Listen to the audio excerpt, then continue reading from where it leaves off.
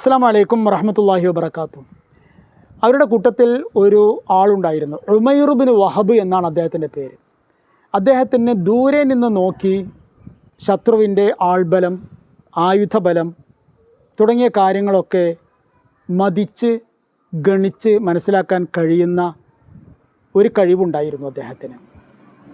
അദ്ദേഹത്തെ മദീന സേനയുടെ മുമ്പിലേക്ക് മക്ക സേന പറഞ്ഞയച്ചു. അദ്ദേഹം നേരെ പോയി അവിടെയെല്ലാം ചുറ്റിയടിച്ച് വിശദമായി പരിശോധിച്ച് തിരിച്ചു വന്നു. എന്നിട്ട് പറഞ്ഞു, അവരാകെ ഏതാണ്ട് 300 പേർ മാത്രമേ ഉള്ളൂ. അതിലൊരുപാടധികമോ അതിലൊരുപാട് കുറവോ ആയിരിക്കാനുള്ള ഒരു സാധ്യതയും ഞാൻ കാണുന്നില്ല. മാത്രമല്ല, ആവശ്യത്തിനുള്ള ആയുധങ്ങളൊന്നും അവരുടെ കയ്യിലില്ല.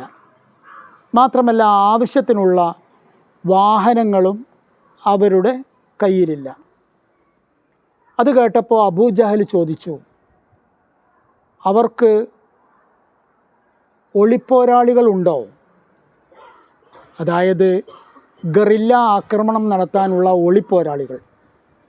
അങ്ങനെ പല വലിയ സേനകളും ചെയ്യാറുണ്ട്. അങ്ങനെയൊന്നുമല്ലാതെ മുഹമ്മദും തൻ്റെ ആൾക്കാരും ഒരിക്കലും ഇത്രമാത്രം ധൈര്യം കാണിക്കുകയില്ല എന്ന പക്ഷമാണ് അബൂജഹലിന് ഉള്ളത്. അതുകൊണ്ട് അബൂജഹൽ ചോദിക്കുകയാണ്, അങ്ങനെ വല്ല സൂചനയുമുണ്ടോ? ഉമൈർ ബിൻ വഹബ് പറഞ്ഞു, അങ്ങനെ ഒരു സൂചനയുമില്ല. അവരുടെ കൂടെ ആകെ ഈ 300 പേർ മാത്രമേ ഉള്ളൂ, മറ്റൊന്നുമില്ല. അത് പറഞ്ഞപ്പോൾ അബൂജഹലിന് സമാധാനമായി. പക്ഷേ തൊട്ടുടനെ ഉമൈർ ബിൻ വഹബ് ഒരു കാര്യം പറഞ്ഞു, മക്കക്കാരെ, അവരുടെ എണ്ണം ഞാൻ ഈ പറഞ്ഞ അത്രയേ ഉള്ളൂ. അവരുടെ ആയുധബലവും ആയോധന ശക്തിയുമെല്ലാം അത്ര മാത്രമേ ഉള്ളൂ. പക്ഷേ ഒരു കാര്യം ഞാൻ നിങ്ങളോട് തുറന്നു പറയുന്നു, ഞാൻ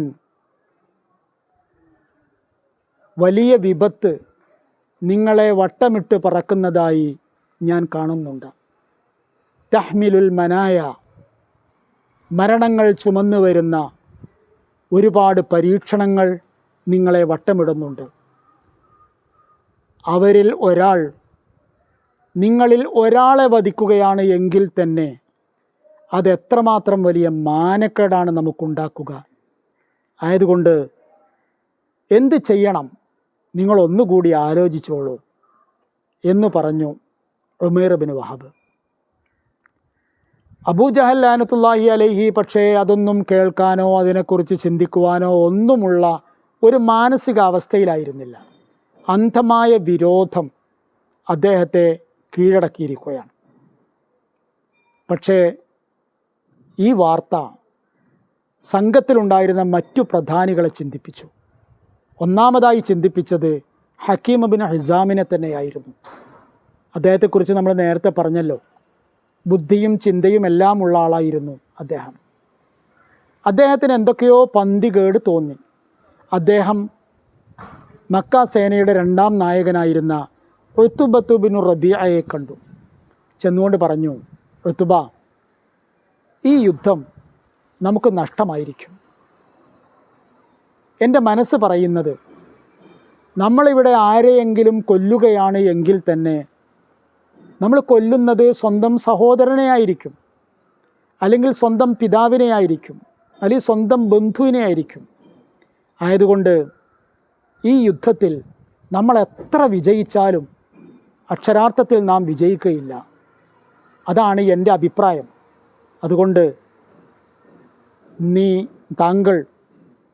താങ്കൾ മക്കയിലെ ഏറ്റവും പ്രധാനപ്പെട്ട നേതാവാണല്ലോ. താങ്കൾ പറഞ്ഞാൽ പലരും കേൾക്കും, അനുസരിക്കും.